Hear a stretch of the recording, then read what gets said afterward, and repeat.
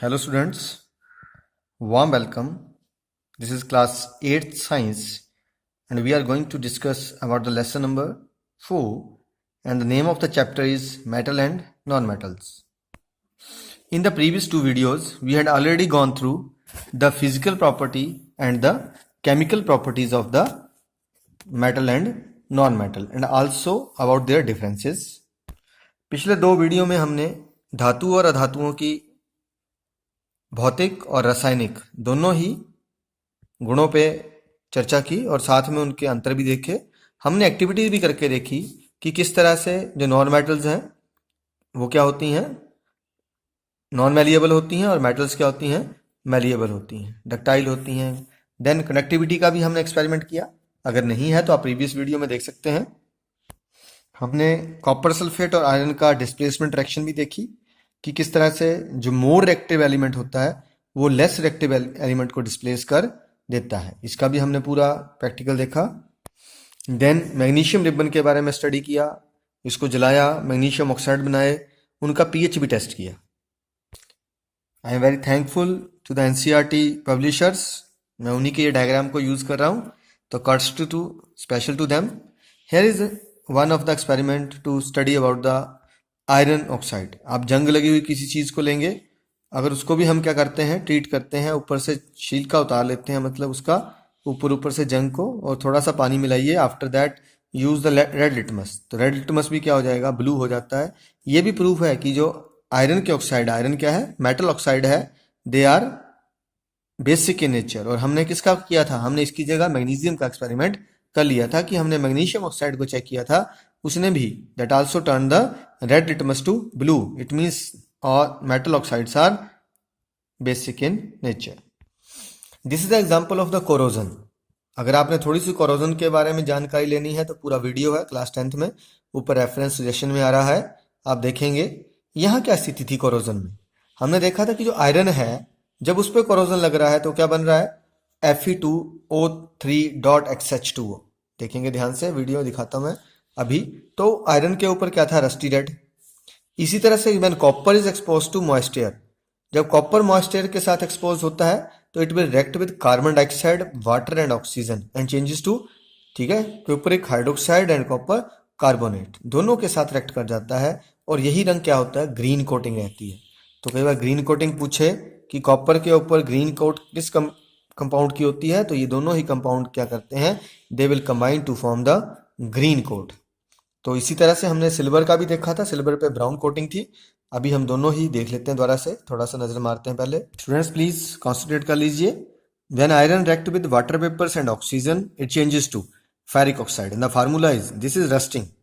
यहाँ क्या हो रही है, rusting, and formula is Fe plus H2O plus O2 give rise to Fe2O3.H2O, और दिस इज कई बार Fe3O4.H2O भी आ जाता है, तो रस्टी ब्राउन कलर का रहता है।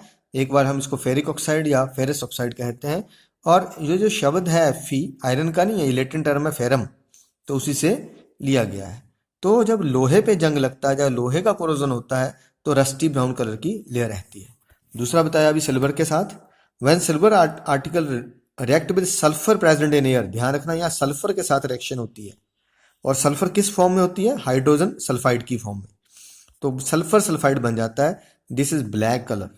तो क्या formula is Ag plus H2S, H2S क्या है, hydrogen sulphide plus oxygen, changes to Ag2S plus H2O, तो ये बना सल्फर सल्फाइड और ये ब्लैक कलर का। एंड थर्ड अभी बात की हमने किसकी, कॉपर की। When copper react with carbon dioxide in air, ध्यान रखना एयर में वाटर भी होगा और ऑक्सीजन भी होगी और कार्बन डाइऑक्साइड, तीनों के साथ रिएक्ट करती है, and it form the green colour. तो Cu plus H2O plus CO2 plus O2 changes to CuOH twice plus CuCO3, तो green colour is formed here. Okay, तो this is the chemical reactions. एक और activity है, फिलहाल sulphur नहीं मेरे पास, ये भी करेंगे कि जब हम क्या करते हैं, we will burn the sulphur. सबसे पहले हम क्या करेंगे, सल्फर को बर्न करते हैं, तो जब सल्फर बर्न होता है तो it changes to sulphur oxide, किसमें बदल जाता है, सल्फर ऑक्साइड में।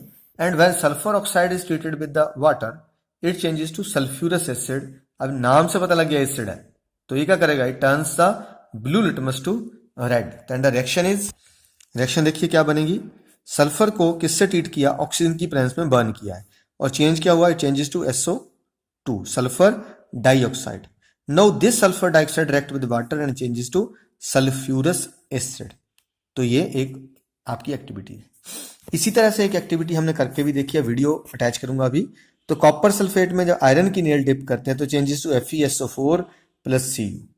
ऐसा क्यों होता है, क्वेश्चन है आपके पास बुक में भी, तो आंसर आना this is because iron is more reactive than copper. जो आयरन है वो कॉपर से ज्यादा रिएक्टिव है, so it displace copper from copper sulphate. तो ये क्या करता है, कॉपर को कॉपर सल्फेट से निकाल के आयरन सल्फेट बना लेता। आप इतना भी लिख सकते हैं, राइट। बाकी आपके साथ ऊपर भी है, when iron nail is dipped in copper sulphate solution the blue colour of copper sulphate disappear and green color of iron sulfate form, then this reaction occurs there. Here if we place CuSO4 plus zinc then zinc sulfate plus copper is occur। लेकिन बेटे एक ध्यान रखिए, अगर इसके opposite हो जाए Zn of SO4 plus Cu लिखेंगे तो क्या रहेगा, नो रिएक्शन। क्यों नहीं रिएक्शन होगी, ध्यान रखिएगा, because Zn is more reactive than copper. यहां से जो इंडिविजुअल एलिमेंट है वो ज्यादा रिएक्टिव होना चाहिए पिछले से। अगर ये पिछले से ज्यादा रिएक्टिव है तभी डिस्प्लेसमेंट रिएक्शन होती है, नहीं तो नहीं होती है। तो ये थोड़ा एक है हिंट है। अब इस तरह से ये कंप्लीट लेसन आपका हो चुका है। हमारे पास सिर्फ क्या बचे हैं, uses and of metal and non metal, हम इस पे काम करेंगे। तो at first what are the uses of metals. Metals धातुओं के क्या क्या प्रयोग होते हैं। आप जहां नजर मारेंगे आपको धातुएं दिखेंगी। ट्रैक्टर धातु का बना हुआ है, चेयर, ठीक है, जो मेटालिक चेयर्स होती हैं मेटल की हैं, हैंडल, साइकिल, गाड़ियां, एरोप्लेन, ट्रेन, सैटेलाइट, आपकी सुई। तो क्या अंदाजा है, सुई से लेकर जहाज तक हर चीज में मेटल यूज हो रही है। तो मेटल्स आर वास्टली यूज, इसलिए हम इतना ध्यान नहीं देते हैं। जो आपका दिल करे, आपको दिख रहा है इसके अंदर मेटल है तो लिख दीजिए, right. But in the case of non metals थोड़ा सा ध्यान रखने वाली बात है। O2 ऑक्सीजन जानते हैं हम सांस लेते हैं अंदर जाती है, राइट। तो oxygen gas it is a non metal and essential for breathing, सांस लेने के लिए बहुत जरूरी होती है। Similarly nitrogen is essential part of urea fertiliser. अगर आपने NPK खाद सुनी होगी, NPK घरों में आती है, यूरिया सुनी होगी, तो यूरिया के अंदर क्या है, नाइट्रोजन एक नॉन मेटल है और ये इसका एक पार्ट है। Chlorine gas Cl2, right. तो chlorine is used for water purification. एक ध्यान रखना है, अगर हम बात करेंगे अगर नॉन मेटल तो ऑक्सीजन, अगर गैस लिखेंगे तो O2, ऐसे नाम पूछेंगे तो नाइट्रोजन, और वैसे बात करेंगे तो N2, है ना। पास की क्लोरीन गैस तो आंसर क्या आएगा, Cl2, तब बनी है क्लोरीन गैस, और एलिमेंट क्या है, Cl, फर्क रहता है। तो chlorine is use for water purification, तो क्लोरीन को पानी को साफ करने के लिए यूज किया जाता है। सिमिलरली आयोडीन, सिंबल क्या है इसका, I, it is mixed with alcohol to get purple coloured antiseptic solution. हमारे पास क्या रहता है, एक बैंगनी कलर का पूतिरोधी, पूतिरोधी होता है जो कीटाणुओं को मार सकता है, ठीक है। पूतिरोधी विलेन रहता है। कई बार हमें चोट लग जाती है, बरसात में फोड़े फिंसियाँ सी हो जाती थी, हाथ के डिस्पेंसरी में जाओ, वो ऊपर नीली सी दवाई लगा देते हैं। वो नीली दवाई एक्चुअली है क्या है, अल्कोहल है, और उसमें क्या डाला गया, आयोडीन। तो आयोडीन भी क्या है, एक नॉन मेटल है। ऐसे सल्फर, सल्फर जो होती है ये पीले से रंग की होती है। It is used in crackers, तो कहाँ यूज हो रही है, ये क्रैकर्स में यूज होती है। क्रैकर्स क्या होते हैं, हमारे पटाखों में यूज होती है। तो these are the various uses of non metal. इससे और भी हैं, तो इस तरह से हम इसको कवर करते हैं। सारे लेसन की बात की है। अब चलते हैं कुछ एक आगे बढ़ते हैं। अब जरा इस लेसन के क्वेश्चंस पे ध्यान दीजिए। इसमें से कौन सी मेटल है, देखिए ऑक्सीजन नॉन मेटल है, सल्फर अभी हमने पढ़ी नॉन मेटल है, फॉस्फोरस नॉन मेटल है, तो कौन सी बची है, जिंक की मेटल। इनमें से कौन सी स्टेटमेंट ठीक है। आपको डिफरेंस, अगर डिफरेंस वाली वीडियो देखी है बच्चे, तो वहां आपको पता होगा कि जनरली जिनके साथ शब्द लगा होता है उसी को हम बात करते हैं। उसके बाद थर्ड क्वेश्चन पे चलिए। फॉस्फोरस इज वेरी, जैसे ये रिएक्टिव नॉन मेटल। मेटल्स क्या होती हैं, हीट और इलेक्ट्रिसिटी की गुड कंडक्टर होती हैं। आयरन जो है वो कॉपर से मोर रिएक्टिव है। मेटल रिएक्ट विद हाइड्रोजन, और कौन सी गैस प्रोड्यूस करती हैं, ठीक है, acids to produce hydrogen gas. तो इस तरह से यहां तक वो ट्रू फॉल्स है। Generally non metal react with acids, तो हमें पता है जनरली नहीं रिएक्ट करती हैं। Sodium is very reactive metal, है ना, सोडियम बहुत रिएक्टिव मेटल है, पढ़ा था हमने, कहाँ रखी जाती है, केरोसिन ऑयल के अंदर रखी जाती है, बाहर रखते हैं तो एटमॉस्फेरिक मॉइस्चर से रिएक्ट करके आग पकड़ लेती है। कॉपर डिस्प्लेस जिंक, अभी हमने बात की, देखी ध्यान से, हमने पढ़ा कौन ज्यादा रिएक्टिव है। अगर आपको यहाँ उल्टा लिख रहा वो कहता क्या कॉपर जिंक को डिस्प्लेस कर पाएगा, आंसर क्या है, नो रिएक्शन। यहां ध्यान दीजिए, कहता copper displace zinc, copper zinc को डिस्प्लेस कर देगा, तो आंसर क्या है, फॉल्स, नहीं कर पाएगा, क्योंकि copper is less reactive than zinc. Coal, coal किससे बना है, कार्बन से, कार्बन क्या है, नॉन मेटल, और they are non ductile, they are non malleable, तो इसलिए ये भी क्या हो गया, फॉल्स। यहाँ आपने अपीयरेंस के हिसाब से बात करनी है कि ये शाइनिंग होती हैं, ये सॉलिड होते हैं, ये मैलिएबल है, नॉन मैलिएबल, तो प्रॉपर्टीज का चार्ट बनेगा। 6 क्वेश्चन पे चलते हैं। Aluminium foil are use to wrap food item, aluminium को क्यों यूज किया, aluminium is a malleable item, इसकी हम फॉयल बना सकते हैं। दूसरा, it do not react with the food items, सुन लीजिए 2 पॉइंट कहे मैंने, it do not react with the food item generally. दूसरा क्या कहा, it is malleable item, we can make very thin foils of it, हम बड़ी पतली फॉइल इसकी बना सकते हैं। Immersion rod of heating liquid are made up of metallic substance, जो हमने हीटिंग लिक्विड के अंदर होती है इमर्जन रोड, वो मेटल की क्यों बनाई जाती है, क्योंकि मीटिंग मेटल्स क्या होती हैं, they are good conductor of heat, याद रखिएगा, metals are good conductor of heat and electricity, that's why they are used, ठीक है, to prepare the immersion rods for heating liquids. समझ गए क्या बात है, कहता ऐसे है, बीच में रोड लगानी है और हमने इसको गर्म करना, तो ये रोड कहता मेटल की क्यों लगानी है, क्योंकि इसमें से तो करंट जाए, दूसरा गुड कंडक्टर ऑफ हीट हो, तभी फायदा है। कॉपर कैन नॉट डिस्प्लेस, अभी बात की, कॉपर जिंक को डिस्प्लेस नहीं कर सकता, क्यों, क्या लिखेंगे, because copper is less reactive than zinc, क्या आंसर आएगा, कॉपर इज लेस रिएक्टिव, बार बार सुन लीजिएगा, कोई गलती नहीं होनी चाहिए, copper is less reactive than zinc, reactive के spelling REACTIVE। Sodium potassium are stored in kerosene, ये आपको पहले वीडियो में बिल्कुल क्लियर कट बताया है, because they are very reactive, they react with the atmospheric moisture and caught fire, और reaction भी लिखी हुई है।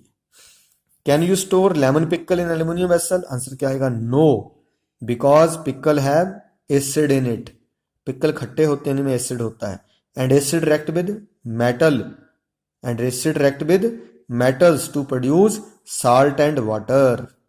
This will destroy the vessel and also the food item. क्या बताया, जो अचार होते हैं स्वाद में खट्टे होते हैं, इनमें अम्ल होता है, अम्ल धातुओं के साथ अभिक्रिया करके लवण और हाइड्रोजन गैस पैदा कर देता है।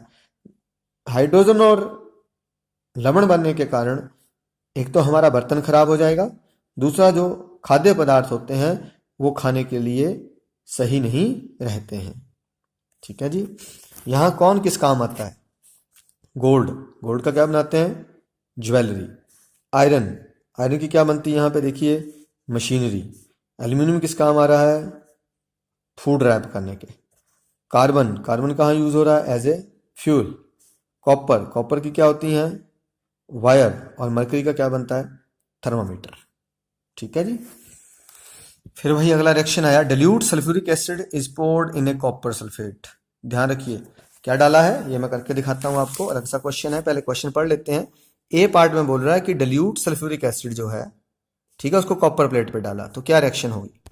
क्या लिया हमने, डिल्यूट सल्फ्यूरिक एसिड लिया और डाला किसमें, कॉपर प्लेट में। बच्चे आपने पढ़ा है, when dilute acid react with the metal it form the salt plus hydrogen gas. एक तो हाइड्रोजन गैस निकाल दी और साल्ट कौन सा बचेगा, CuSO4 साल्ट बन गया, CuSO4 साल्ट बन गया। तो ये हुआ पहला पार्ट। क्वेश्चन नंबर 9 का ये ए पार्ट, आंसर लिखोगे कैसे, तो आप ये लिखना, when metal react with acids they form salt and hydrogen gas. So ठीक है, when copper react with sulphuric acid it will form copper sulphate and hydrogen gas. तो इस तरह से लिख सकते हैं, when copper react with sulphuric acid it form copper sulphate and hydrogen gas, और ये रिएक्शन लिख देनी है। बी पार्ट पे चलते हैं जरा, क्वेश्चन देख लीजिए, iron nail are placed in copper sulphate solution. तो आयरन जो नेल है उसको कहाँ रखा, कॉपर सल्फेट सोल्यूशन में हुआ, तो क्या हुआ, और इक्वेशन भी लिखनी है आपने। तो इसके बारे में आपको आंसर पीछे दिया है, ये सारा ही, ठीक है, क्वेश्चन नंबर 9 के बी पार्ट का आंसर है, तो यहां से इसको नोट कर दीजिएगा। क्वेश्चन नंबर 10 पे चलते हैं। स्लोनी took a piece of burning charcoal and collected the gas evolved in a test tube. उसने क्या किया, एक चारकोल को गर्म किया है और गैस को टेस्ट ट्यूब में इकट्ठा कर लिया है। कहता how will she find the nature of the gas, इस गैस का नेचर कैसे पता लगेगा। और write down the word equation of all the reaction taking place in this process, कौन कौन सी रिएक्शन हुई हैं उसके बारे में हमें पता करना है, राइट। तो पहले तो ये देखिए बेटे, चारकोल क्या है, कार्बन है। कार्बन को जलाएंगे तो क्या बनेगा, CO2 गैस बनेगी। तो शी पास द रिएक्शन में यहां से थोड़ी बातें लिखी भी हैं, बाकी वहां लिख देता हूं। ये दोनों ही 10वें क्वेश्चन पे चलते हैं। तो आप क्या लिखेंगे, carbon burnt in air produce the CO2 gas. ठीक है, क्या लिखेंगे यहां, carbon burnt in air produce carbon dioxide gas. तो क्या बन गई, कार्बन डाइऑक्साइड गैस बन गई, राइट। तो पहले में क्या किया उसने, कार्बन को जलाया, ऑक्सीजन की प्रेजेंट में CO2 बन गया। अब टेस्ट कैसे करना कि CO2 बनी हुई है, pass the gas through the freshly prepared solution of lime. जो गैस है उसको हमने किसमें से पास किया, बिल्कुल प्रिपेयर्ड लाइम वाटर CaOH2। ठीक है, if it will turn milky, अगर ये दूधिया हो जाता है तो इसका समझ लीजिए कौन सी गैस है, CO2।